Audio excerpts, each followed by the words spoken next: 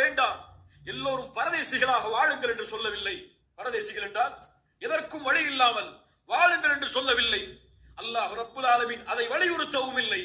உங்களுடைய சொந்த காலில், சொந்த உழைப்பில், ஹலாலான முறையில் நீங்கள் எவ்வளவு கோடியையும் சம்பாதிப்பதற்கு இந்த தீனில் அனுமதி உண்டு.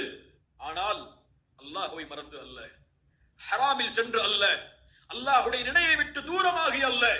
யா அய்யுஹல்லதீன ஆமனு லா துல்ஹிக்கும் அம்வாலுக்கும் வலா அவுலாதுக்கும் அன் ஸிக்ரில்லாஹ். ஈமான் கொண்டவர்களே, செல்வமோ குழந்தைகளோ உங்களை அல்லாஹ்வின் நினைவிலிருந்து திருப்பி விட வேண்டாம். ஆனால் தொழுகையை விட்டு அவனை திருப்புகிறது அவன் செல்வம். ஹலாலாது செல்வம்.